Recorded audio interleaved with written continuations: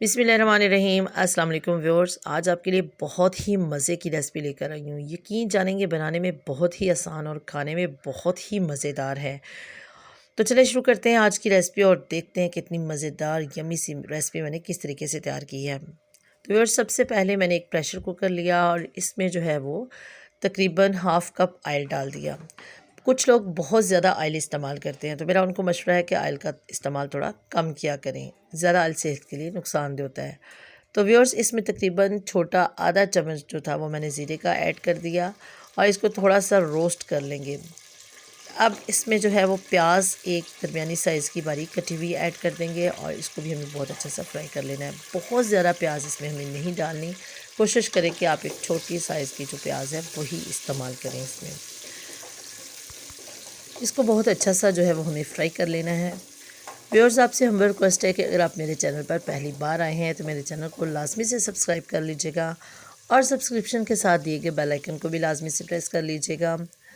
Viewers, subscription बिल्कुल free होती है, इसके किसी किस्म के कोई चार्जेस नहीं हैं और अगर आपको मेरी वीडियो अच्छी लगी तो इसे अपने फ्रेंड्स और फैमिली में शेयर कीजिएगा। तो व्यूअर्स देखिए, प्याज तकरीबन लाइट ब्राउन हो चुकी है, बहुत ज़्यादा डार्क ब्राउन हमें नहीं करना इसको।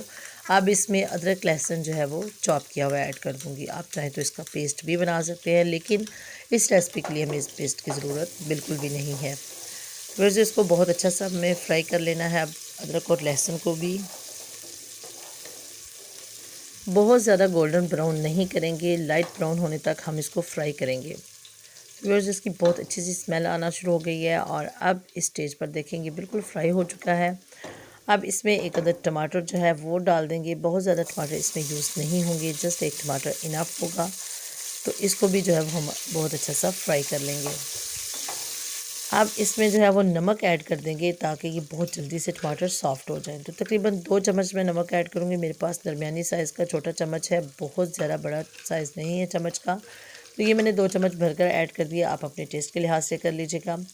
अब इसमें हल्दी पाउडर जो है वो तकरीबन एक आधा चम्मच जो है वो ऐड कर दूँगी। अब इसके साथ ही जो है इसमें जाएगा सुरख मिर्च पाउडर, तकरीबन 2 चम्मच भर के डाल दूँगी। तो ये जो आप डेली रूटीन में कुकिंग करते हैं, जिस लिहाज से आप डालते हैं नमक मिर्च, उसी लिहाज से आप यूज़ कीजिएगा। तो अब 1 चम्मच जो है वो भरकर इसमें मैंने खुश्क धनिया पाउडर ऐड कर दिया और 1 चम्मच जो है वो गरम मसाला पाउडर ऐड कर दिया। अब इसके अलावा हमें कोई और इसमें स्पाइसेस ऐड नहीं करने।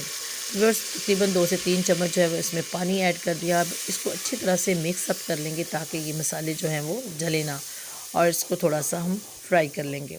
इससे बहुत अच्छा इसका टेस्ट जो है वो डेवलप होगा और बहुत ही मज़े का सालन बनेगा। तो बस इसको थोड़ा सा हमें फ्राई कर लेना है। इसको इतना फ्राई करना है कि ऑयल जो है वो बिल्कुल अलग हो जाए। और व्यूअर्स देखिए, ऑयल अलग होना शुरू हो चुका है और इसमें प्याज टमाटर किसी किस्म का भी कोई इंग्रेडिएंट नज़र नहीं आ रहा, बहुत अच्छे से मैश हो चुके हैं। अब व्यूअर्स, इसमें पालक ऐड कर देंगे। पालक जो है इसको मैंने थोड़ा सा बॉयल करके पानी और नमक के साथ जो है वो अच्छी तरह से ग्राइंड करके रखा हुआ है। तो एक छोटा बाउल जो है वो इसमें मैं पालक ऐड कर दूँगी। इससे बहुत ही अच्छा टेस्ट आएगा रेसिपी का और बहुत ही मज़े की बनेगी। पालक जिस भी रेसिपी में आप डाल दें उसके टेस्ट को ये डबल कर देती है। ये बहुत ही मज़े की रेसिपी बनती है। अगर आप सिंपल भी पालक इस तरह से फ्राई करके खाएंगे तो यकीन जाने आप कहेंगे कि ये बहुत ही मज़े की डिश है, बहुत ही मज़े की रेसिपी है। तो अब इसको बहुत अच्छा सा हमें फ्राई कर लेना है और देखें इसका ऑयल अलग हो चुका है, बहुत अच्छे से फ्राई हो चुकी है। अब इस स्टेज पर चने की दाल तकरीबन 1 बाउल यानी 250 ग्राम के करीब जो है दाल, उसको मैंने अच्छी तरह से वॉश किया और इसमें ऐड कर दिया। बिल्कुल भी इसको नहीं भिगोया, जस्ट इसको वॉश करना अच्छी तरह से और आपने इसमें ऐड कर देना है। दाल जो है वो थोड़ी देर भिगोएंगे तो वो बिल्कुल भी ठीक नहीं बनेगी, या फिर आप इसको ज़्यादा देर के लिए 3 से 4 घंटे के लिए भिगोएं तो वो टाइम ठीक रहता है।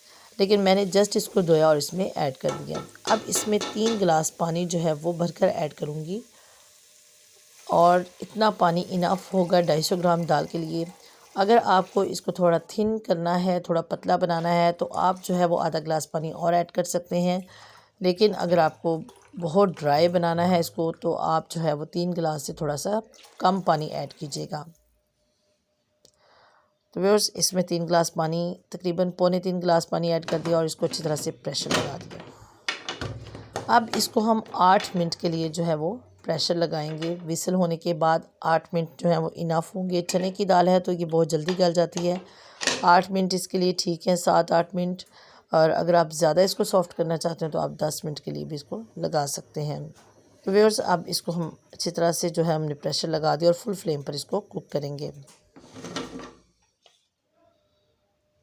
जी व्यूअर्स, 8 मिनट के बाद देखें पानी बिल्कुल ड्राई हो चुका है और जो दाल है वो बिल्कुल तैयार है। किसी किस्म का भी इसमें पानी मौजूद नहीं है। इसको हमने जस्ट मिक्स किया और देखिए कितनी ज़बरदस्त दाल तैयार है। इस दाल को आप सहरी में यूज़ करें, इफ्तारी में यूज़ करें, आप इसके पराठे बनाकर खाएं। अगर आप इसको थोड़ा सा पतला करना चाहते हैं तो आप इस स्टेज पर क्या करोगे कि जस्ट 1 गिलास पानी या आधा गिलास पानी जो है उसको बहुत अच्छे से बॉयल करना है आपने अलग से, और इसमें ऐड कर देना है। आपने दाल में डायरेक्ट पानी ऐड नहीं करना, आपने पानी को अलग से बॉयल करना और इसमें ऐड करना है, तो ये थोड़ी सी पतली हो जाएगी और वो भी बहुत टेस्टी होगी। कोई और मज़ीद मसाले हम इसमें ऐड नहीं करेंगे। वो बहुत ही ज़बरदस्त दाल बनी है। इसको इस रमज़ान आप ज़रूर ट्राई कीजिएगा। तो ये कमेंट करके बताइएगा कि आपको कैसी लगी, और अगर आप इसमें 1 गिलास पानी गर्म करके ऐड करेंगे बॉयल करके तो वो इस तरह से बन जाएगी और ये भी बहुत टेस्टी बनेगी। तो व्यूअर्स, मज़ेदार रेसिपी तैयार है, इसको ज़रूर ट्राई कीजिएगा। अपनी दुआ में याद रखिएगा, अपना बहुत सारा ख्याल रखिएगा। ओके जी, अल्लाह हाफिज़।